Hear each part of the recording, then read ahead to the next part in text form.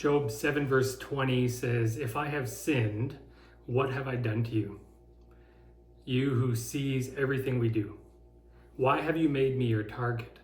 Have I become a burden to you?" This is Job speaking to God. And what I'm wondering is, was Job wrong to say this? This and many other things throughout Job's speeches border on the line of blasphemy.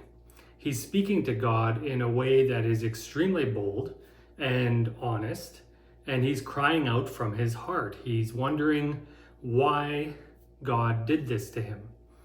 And what I wonder is, why is God putting up with this? Why is he allowing Job to be so bold, to be almost disrespectful to God? And this raises a puzzling question, because when we connect chapters 4 to 7, which is sort of where we're at right now in my sermon series, with 42 verse 7, it says in 42 verse 7, "After the Lord had said these things to Job, he said to Eliphaz the Temanite, I am angry with you and your two friends because they have not spoken truth about me, as my servant Job has." But if you read chapters 4 to 7 and you look at what Eliphaz has said and what Job has said, Eliphaz almost speaks more respectfully. Well, he does speak more respectfully about God. And he says things that we as Christians would tend to think of as more correct, more religiously pious, maybe. And Job speaks with such honesty and rawness that so often we would tend to think is not a good, healthy thing to say to God. But what was it about Job that made God say that he was in the right? And what was it about Eliphaz that God said he was wrong? I partly addressed this in my sermon on chapters 4 to 5, which was last Sunday. I said that Eliphaz was taking the view of the Satan, the challenger, in chapter 1. The Satan is basically saying that if Job gets all his stuff taken away, then he's no longer going to worship God. And so then if Job would have, after all his family and his livelihood was taken away, if he would have then turned and worshiped God, or it turned and basically said, "I've done wrong, I'm sorry, can I have my stuff back?" that would be proving the challenger right. And that's basically what Eliphaz is trying to get Job to do, to try to figure something out that he did wrong. Maybe he sacrificed in the wrong way, or maybe he did some random obscure thing that God is displeased with. Well, that's the way that a lot of the ancient people believed, that the gods would punish you if you just did the wrong thing, even if you didn't know it was a wrong thing. But this is not how God works. God wants relationship. And this is what Eliphaz is missing.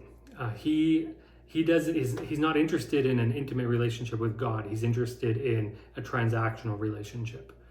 And Job refuses to compromise on God's justice just by pleading guilty in order to get his stuff back. He doesn't believe that he's guilty. He believes that he's been wrongfully accused and punished for something he never did. And so that's why he's crying out to God the way he is. So there's more going on here than just words. It's about posture. And see, contrary to Satan's accusation, which is that Job worshiped God in order to get blessings, Job truly did want an intimate relationship with God.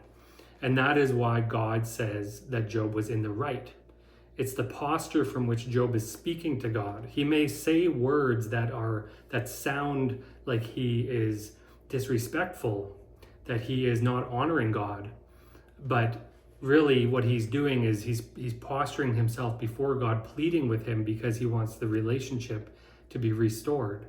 He wants to make sure that he is in the right with God, not to get his stuff back, but because he wants reconciliation. He thinks that God's angry at him, and that this anger is going to be taken even further into a complete disconnection, and that's the worst thing for him.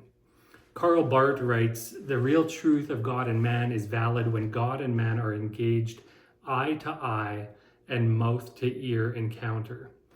In other words, Job's friends sound like they're saying the right things, but even though maybe they do sound right, but they aren't interested in meeting God face to face.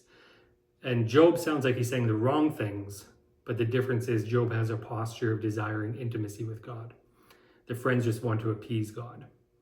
And so this is kind of works its way through the whole book, but it's an important point as I continue to go through the sermon series to identify that we'll look at some more of Job's speeches, and we'll see his posture. His posture and his words are conflicting.